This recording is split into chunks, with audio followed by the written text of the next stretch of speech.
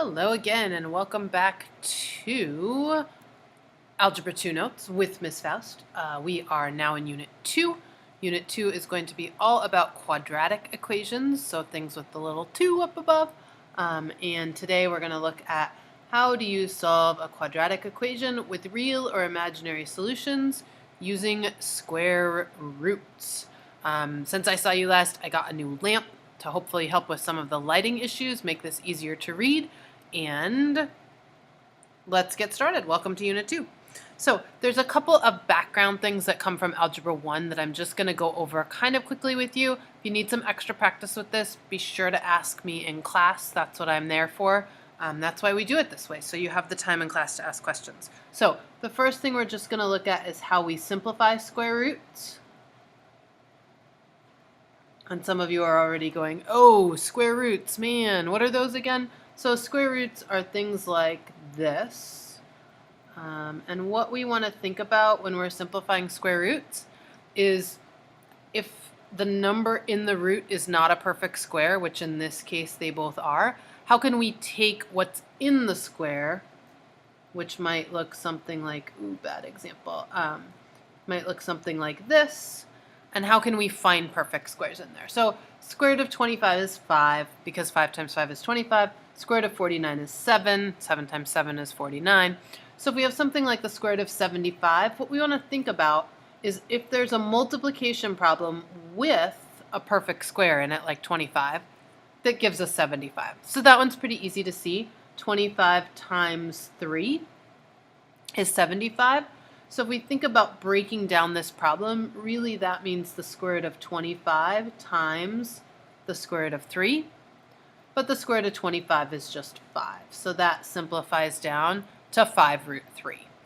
So that's something that we're going to do as we go through these problems is look at numbers we get in square roots and always think about whether we can simplify them down somehow or not.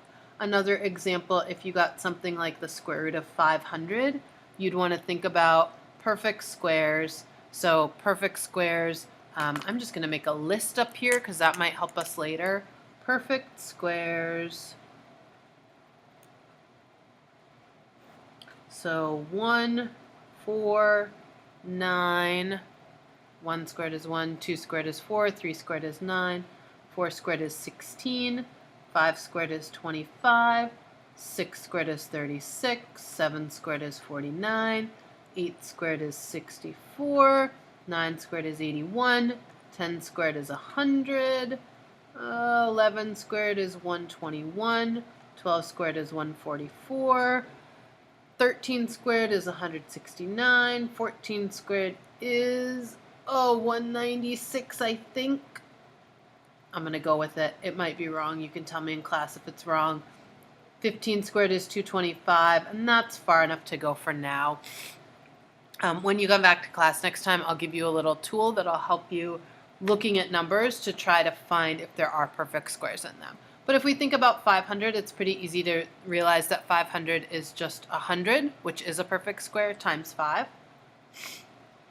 So to break that down, we have the square root of 100 times the square root of 5, or 10 root 5. So notice our answers in these still have square roots as part of them, but we've taken out as much as we could from the square root. So we've simplified it as much as possible.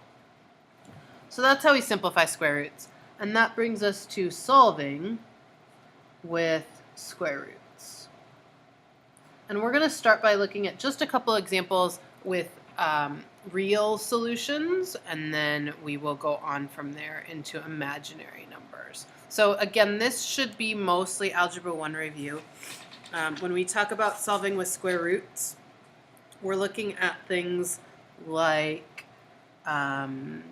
2x squared minus 16 equals 0, or negative 5x squared plus 9 equals 0. So the idea behind solving with square roots is we have a quadratic equation that looks like ax squared plus or minus c equals 0, and that number might be on the other side. In any case, what we want to do is we always want to isolate the ax squared term So add or subtract whatever else is left to get that by itself. Divide both sides by a, whatever number a is equal to, and then finally take the square root of both sides.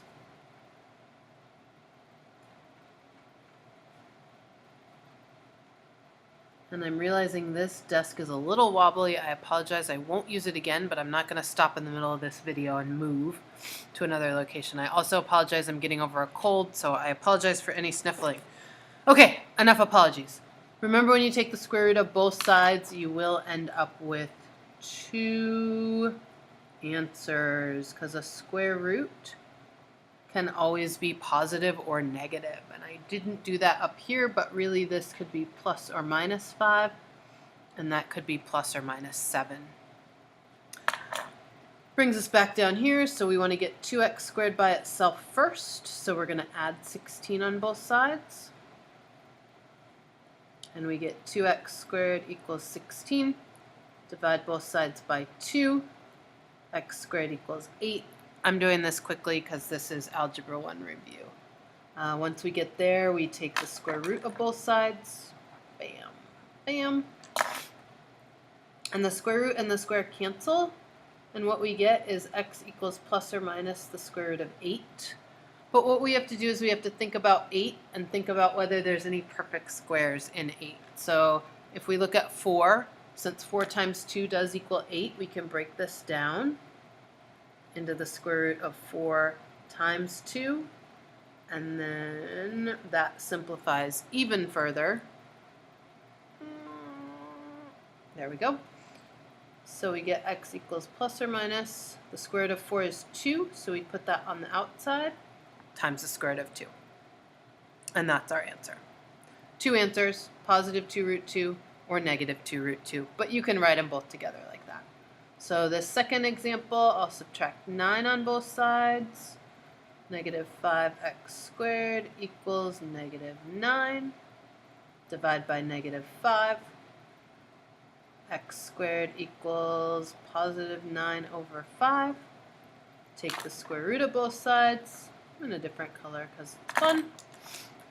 So x equals plus or minus the square root of 9 over 5. But really, that's the square root of 9 times 1/5. So again, that 9 is a perfect square. Oops, you can't quite see that. There we go. That 9 is a perfect square. Square root of 9 is 3.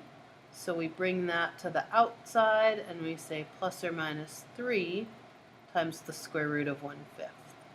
And that's our final answer. There it is. That's our final answer. So solving with square roots, we're trying to get the x by itself, and we do that by getting x squared alone and then taking square roots of both sides. Now, somewhere in your mathematical past, I'm going to pause there actually for just a moment. We'll be right back with you. We're back. So what we're going to continue to do now is look at how these change a little bit when we get into Algebra 2. So in your mathematical past at some point, if you had a problem like this, and you were to try to solve that, you would use the same idea that we just did before. You would subtract 12 on both sides. You'd get x squared equals negative 12, and then you'd go, whoa, wait a second. There's nothing we can square to get a negative number. And in the past, the way that you've probably dealt with this is your teacher has just said, say there's no solution or no real solution, stop, move on to the next problem. Well, welcome to Algebra 2. In Algebra 2, we do not ignore this anymore. So what we can see here is if we take the square root of both sides, we get x equals plus or minus the square root of negative 12. And now we go, okay, but there's nothing we could possibly ever square to get a negative number. So mathematicians ran into this a while back, and what they said is the reason we say there's no real solution is we're going to introduce imaginary numbers. And imaginary numbers are what we're going to use to solve problems with no real solution, hence real and imaginary. So imaginary numbers are all built around a lowercase I. And the lowercase I is defined, by definition, to be the square root of -1. And what that does is that suddenly lets us solve all of these problems and put our answer in terms of I. So as we keep moving through imaginary numbers, we'll work with them in a lot of different ways. You'll start to see why they're useful. They do actually have real applications too, which is a theme for another video. But for right now, just realizing that I is what we're going to use for the square root of -1. So what that does in this problem is suddenly we can say this is the square root, -12, right? So that would be -1 times 12. With me so far? -1 times 12 is -12. Well, that's the square root of -1. And I'm going to break down, whoops, plus or minus. I'm going to break down that 12 into a 4 and a 3. Because a 12 is just 4 times 3. So I can break it down into all those separate square roots. And I can say it's plus or minus this square root of -1. This is equal to I. The square root of 4 is equal to 2. And the square root of 3 we can't simplify anymore. So what we do is we always write the number first, 2I, and the square root of 3. So that shows us that it's an imaginary number, but it lets us simplify that a little bit more. So if you wanted, for example, imaginary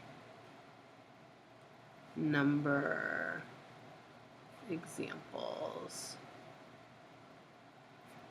So we would never write the square root of -5 because that's an imaginary number. What we would write is I times the square root of 5.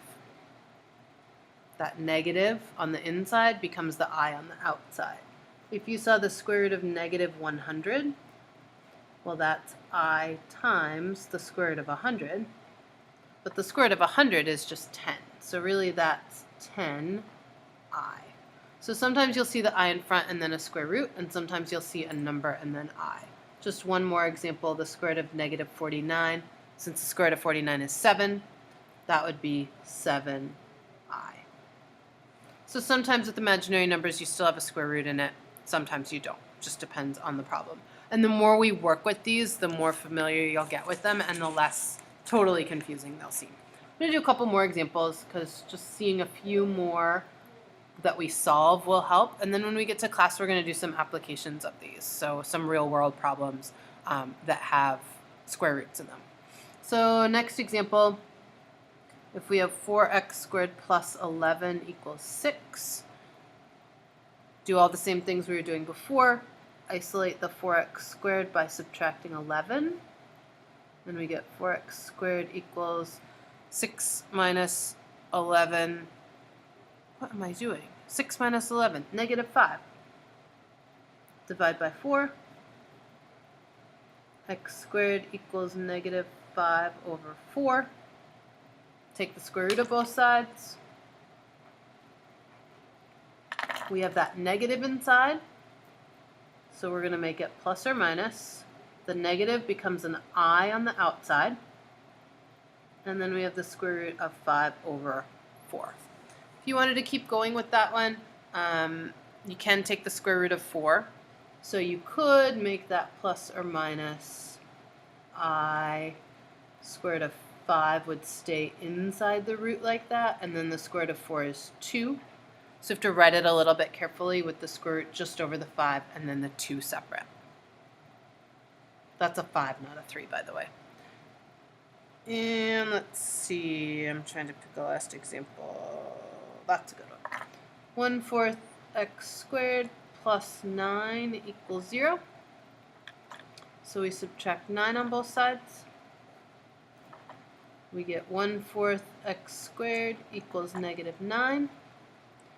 1/4 always gives people trouble because they're like, oh, do I divide both sides by 1/4? Well, sure you could, but the easier thing to do is multiply by 4 over 1 Because over here you really just multiply by 4 then. 4 over 1 is the same as 4.